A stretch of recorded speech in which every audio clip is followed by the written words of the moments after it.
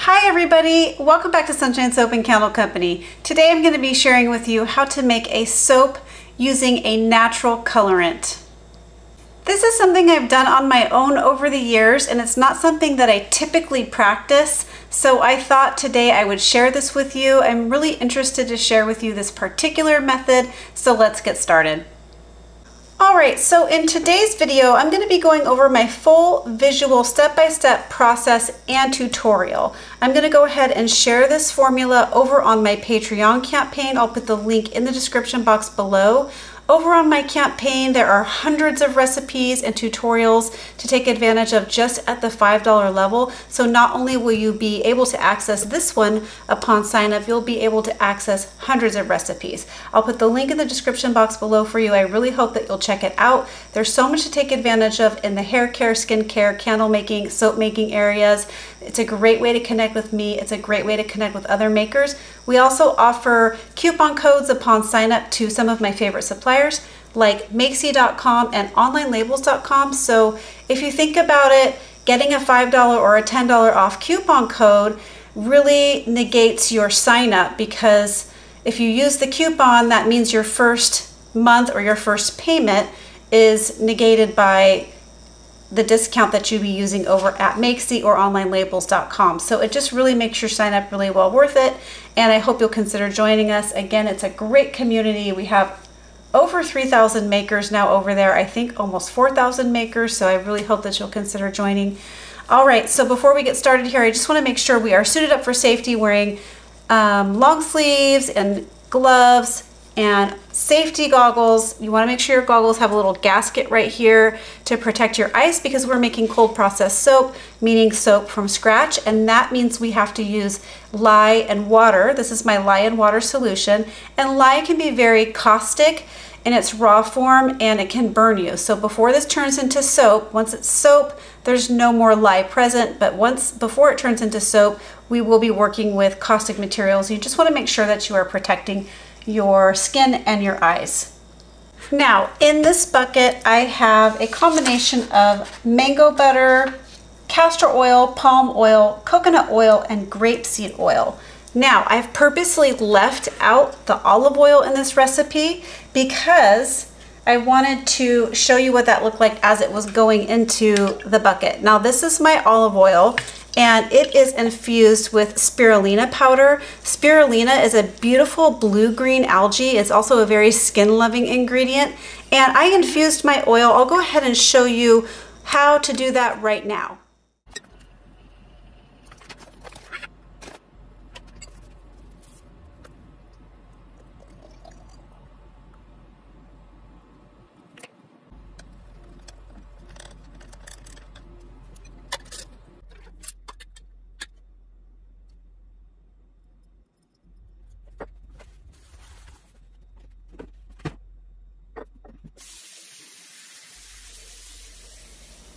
All right, and then after you've strained out the excess powders, you have this beautiful dark green looking olive oil, and this olive oil will turn the soap a beautiful kind of bluish green color. So we're going to be making a beach themed soap today. Just to go along with the blue-green algae, I thought a beach theme would be very nice. So we're just going to do a one color soap. I want to just go ahead and make sure I'm weighing off the proper amount of olive oil. I weighed off a little extra, a little more than I needed. I weighed off just in case we lost some of the oil to the infusion. So I have some more olive oil sitting over here in case I need to top it off, which I don't think I'm going to need to be doing that. I'm going to go ahead and place on my goggles. And then what I'm going to do is just weigh off now my olive oil. Again, this is going to be a one colored soap. We're going to put a cute little embed on top. So let me go ahead. The reason why I infused my olive oil for this formula is because olive oil is the most, or the quantity of the olive oil that we're using is the most out of all the other oils or butters in the soap. So I wanted to make sure we were maximizing that color. So we're going to go ahead and pour in the olive oil. Now, blue-green algae does have a very kind of seaweed type smell to it. That seaweed smell should dissipate after the soap is made and after we add our fragrance. So as I thought, we had just enough, plenty, a little bit left over even. So we're going to go ahead and give our oils just a little bit of a blend here by hand before we add in our lye.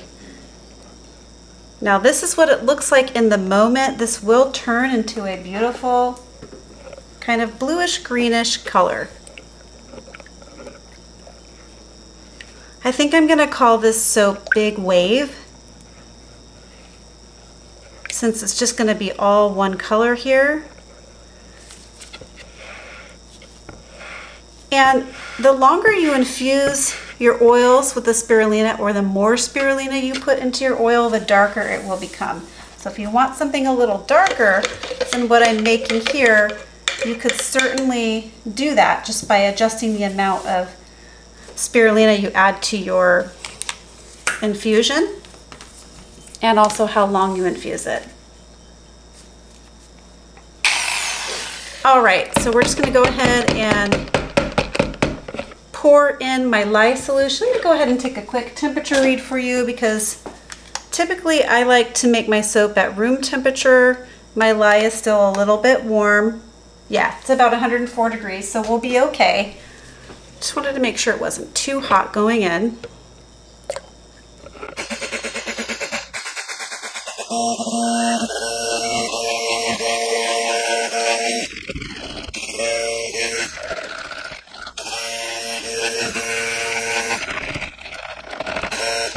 All right, I'm just trying to blend this up to a light or light medium trace here before we go ahead and add in our fragrance oil. And today I'm using Mahogany and Shea by Candle Science.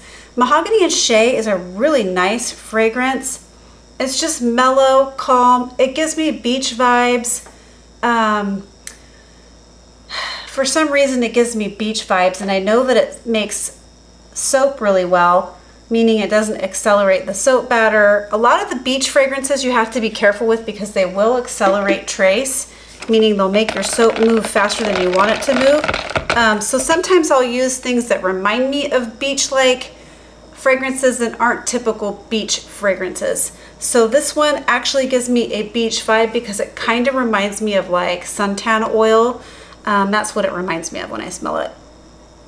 Really nice. Okay, so we're gonna go ahead.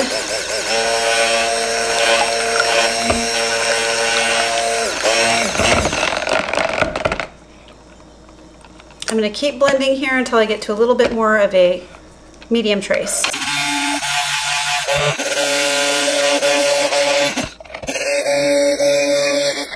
Another thought just occurred to me as I'm blending here. You guys may have seen my sea moss cold process soap, the green clay and sea moss, and this is kind of a similar color to that soap, and it just inspired me to use the spirulina infusion in sea moss soap. That would make it even more of an ocean type themed soap with tons of minerals. So maybe that's something to experiment with. Let me know in the comments if that's something that you would like me to do. All right, we're gonna go ahead and add in the fragrance now. We're at kind of a light medium trace here. So we're gonna go ahead and add in the fragrance.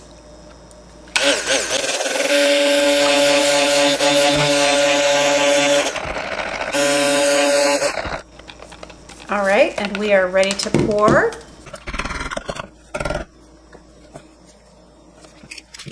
So I'm pouring this into my 5-pound loaf mold here. All right, it's starting to set up a little bit. So let's go ahead and get this into the mold.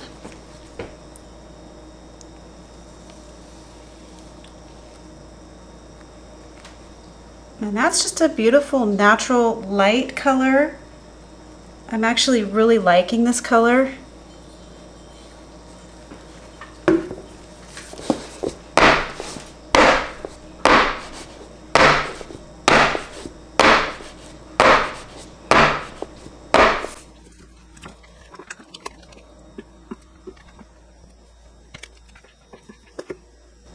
just kind of spread this out a little bit. I think I do want to put a little bit, well, in my mind I was going to put a bit of a wave design on top, so right now the soap is a really good texture to do that. So I want to go ahead and get that started.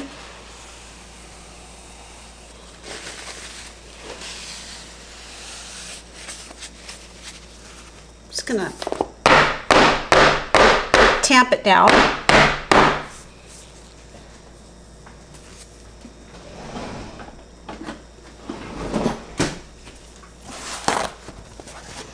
All right, I'm just gonna take my spoon here and go from the corner, and I'm just gonna make kind of a big wave design. I'm kind of flicking my spoon at the end to kind of look like it's curling over a bit. There we go. And then inside of the curved part, I'm gonna go ahead and place a seashell embed that I made out of Melt and Pour soap. And I made them gold because I thought they would go good with this light bluish green color. And so what I'm gonna do, I'm gonna place them this way into the, here, maybe I should turn it so kind of see what I'm doing here. Well, I need it turned this way so I can see what I'm doing, but I'll definitely show you the finished result. I'm gonna put the little seashell in the wave like that.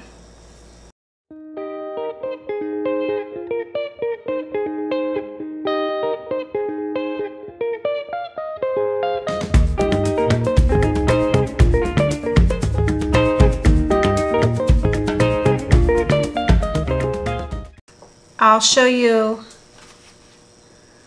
you a different angle too.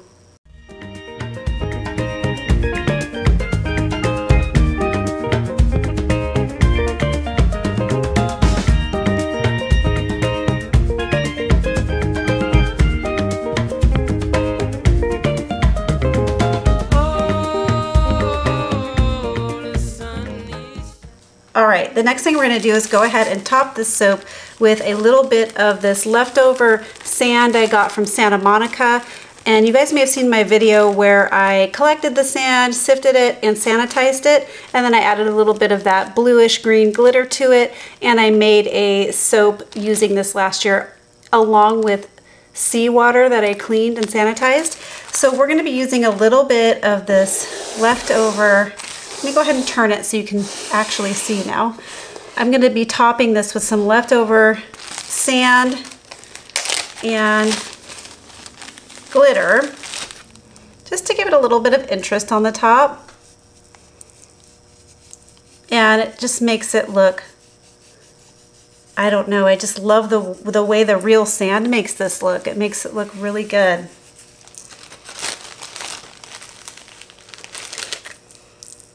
And the sand, when I made the seawater bar with the sand, I used the sand in the actual sand part of the landscape on the soap, and it made a nice exfoliating bar of soap with the salt water, made it extra hard, and it gave it a nice nourishing lather. Okay, I'm just gonna put a little bit more on there.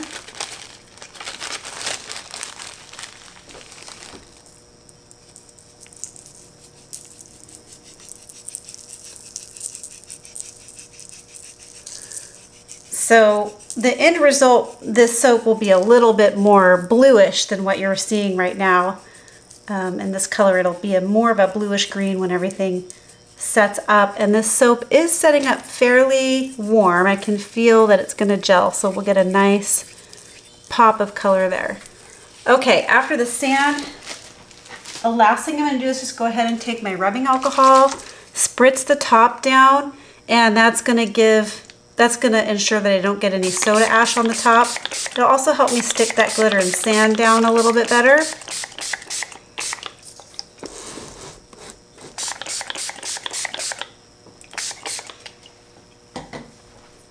And there it is. That's how you make a beautiful, naturally colored, beach-themed loaf of soap. Stay tuned for the cutting, everyone. All right, everybody, so it's been 24 hours and it's time to go ahead and cut this soap. And the color, at least on the outside, I believe it's probably looking the same on the inside, is muted kind of light green color. That's what it ended up looking like. Even though it was darker green when I was making the soap, it did cure out to a very light colored kind of greenish sandy color. So, you know, that's not how I pictured it in my head, but still a lovely color, and it smells really good. And of course, you could always adjust the amount of spirulina you're adding into your infusion to get a darker color like we talked about earlier on. So we're going to go ahead and use my single bar cutter so that I can get in between each of these little seashell embeds. And that's the finished look. These are chunky bars of soap. They're going to be a little bit chunkier than my normal 1-inch bar, but still very pretty. And I'm going to show you what I'm going to do with the stamping too as well.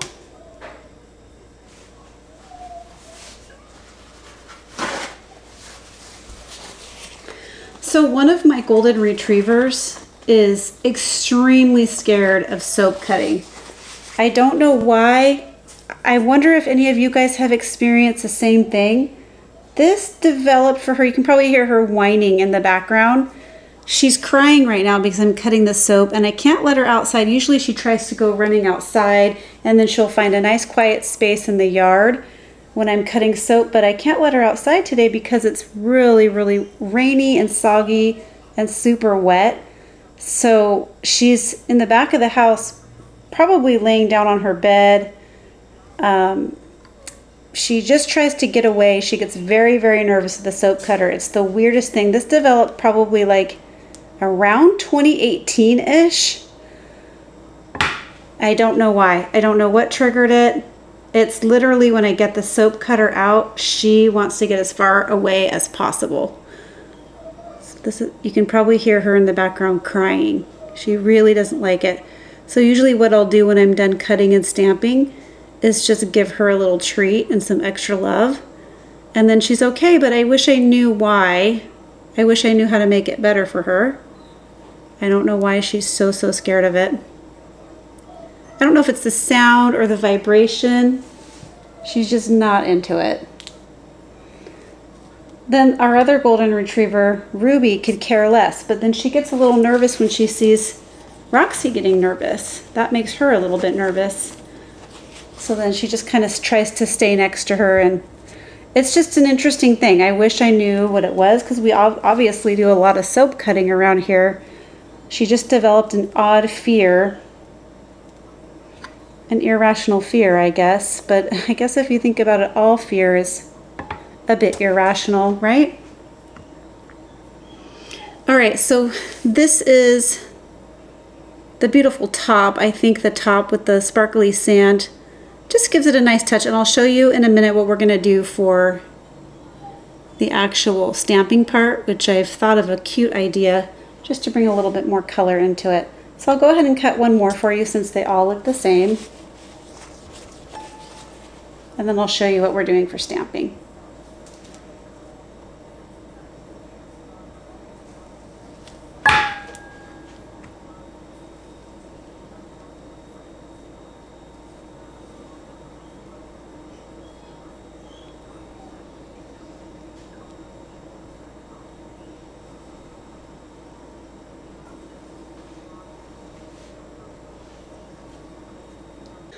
All right, so what I'm going to do with this soap stamp is go ahead and dip my soap stamp into a little bit of this blue-green Synergy mica from Nurture Soap. I put a little bit on this paper plate, and all I'm going to do is spritz my soap stamp with a little bit of rubbing alcohol. Let's give it a try on this bar. And then dip my soap stamp into the mica. So we're just going to take this and spritz it, dip it into the mica. and then that will transfer onto the soap. Let's see how that looks.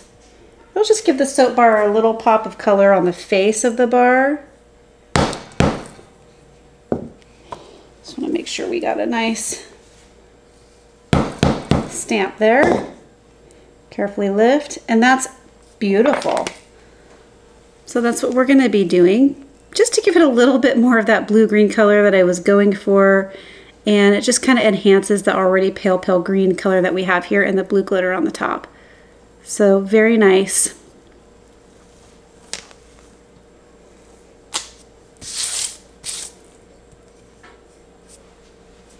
I'll show you one more. So each time I'm going to spritz the stamp, dip it into the mica, give it a little tap.